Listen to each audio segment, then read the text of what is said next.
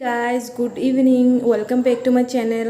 Guys, আপোনালোক কেনে আছে? মই আশা কৰোঁ আপোনালোক ভালে আছে। আজি মই নতুন এটা ৰেচিপি আপোনালোকৰ মাজলৈ আনিছোঁ, छोले भटूरे। এতিয়া মই ৰাতিপুৱাই তিয়াই থৈছিলোঁ। এয়া চাব পাৰিছে কাবলি বুট আৰু সৰু বুটবিলাক। এতিয়া এইখিনি মই এইদৰে প্ৰেছাৰ কুকাৰত 10টা মান হুইচেল দিম।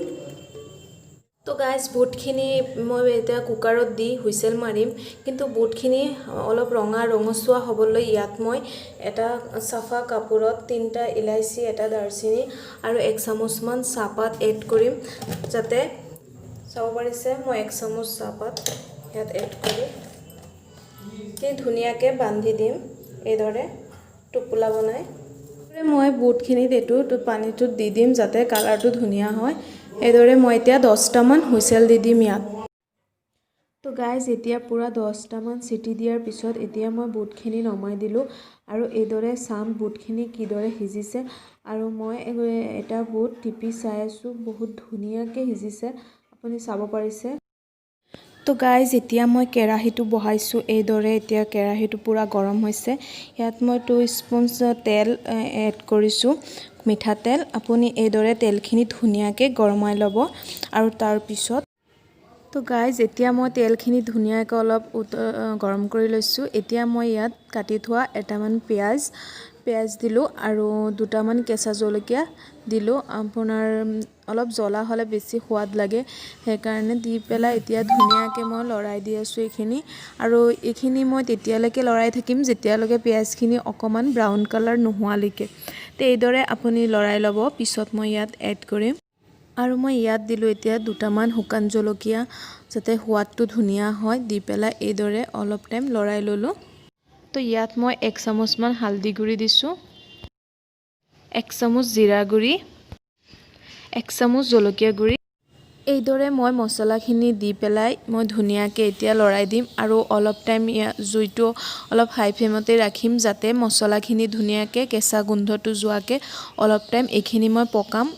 আৰু তাৰপিছত মই ইয়াত এড কৰি আছোঁ 1 চামুচমান নিমখ দিলোঁ। এতিয়া এইদৰে মছলাখিনি দি লৰাই থাকিব এইদৰে। তাৰপিছত মই ইয়াত দিম পিচি থোৱা আদা আৰু নহৰুৰ পেষ্ট। এইদৰে দি ধুনীয়াকৈ মছলাখিনি ভুনি ল'ম। এইদৰে লৰাই ধুনীয়াকৈ মছলাখিনি ভালকৈ ভাজি ল'ম। তো আপোনালোকে প্ৰথমে বুটৰ লগতে এটা আলু দি দিব লাগিছিল, মই পাহৰি গ'লোঁ, মই পিছতে দি দিলোঁ। আলু এটা ধুনীয়াকৈ সিজাই লৈ ধুনীয়াকৈ আলু পিটিকা বনাই এইদৰে মছলাখিনিত দি দিব, দি পেলাই ধুনীয়াকৈ মিলাই ল'ব। আৰু এইদৰে এটা পেষ্ট হৈ গ'ল। এইদৰে মই ধুনীয়াকৈ মছলাখিনিত এইখিনি ধুনীয়াকৈ ভুনি ল'ম আৰু এইদৰে মিলাব, যাতে আলুখিনিত কোনো গুটি নাথাকে। ভালকৈ আপুনি পিটিকি ল'ব আলুখিনি আগতীয়াকৈ। তেন্তে মই এনেকৈ পিটিকি ল'লোঁ এইখিনি। তো গাইজ এইদৰে আপোনালোকে ধুনীয়াকৈ অতি সুন্দৰকৈ এইখিনি লৰাই থাকিব আৰু যাতে মছলাত মিলি যায়। এইদৰে কমেও 10 মিনিটমান আপুনি এইদৰে লৰাই থাকিব। আৰু লৰাই নাথাকিলে এইখিনি পুৰি যাব পাৰে, আৰু আপুনি গেছটো মিডিয়াম ফ্লেমত ৰাখি এইখিনি ধুনীয়াকৈ লৰাই মছলাখিনি যাতে আলুৰ ভিতৰত সোমাই যোৱাকৈ ধুনীয়াকৈ লৰাই থাকিব।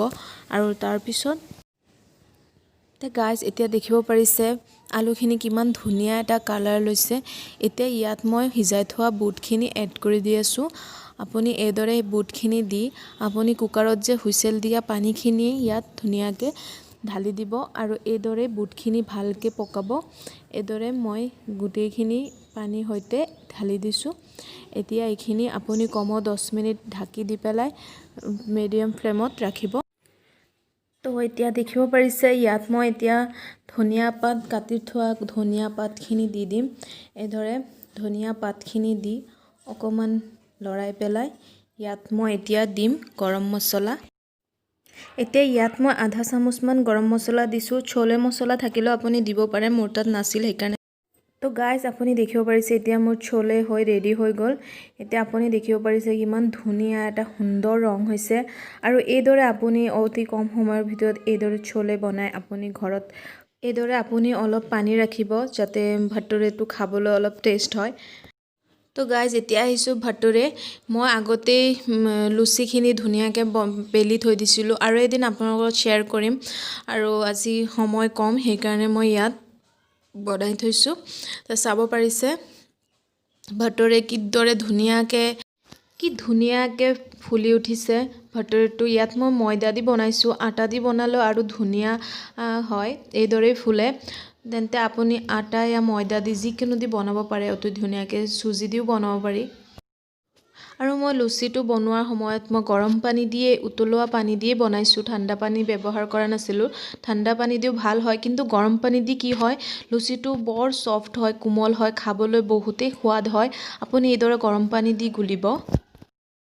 তো মোৰ প্ৰিয় বন্ধু বান্ধৱীসকল, দেখিব পাৰিছে ইমান ধুনীয়া এটা ৰেচিপি তৈয়াৰ হৈছে। এইদৰে আপোনালোকে ঘৰতো অতি কম সময়ৰ ভিতৰত বনাই খাওক আৰু আপোনাৰ ল'ৰা ছোৱালীকো খুৱাওক।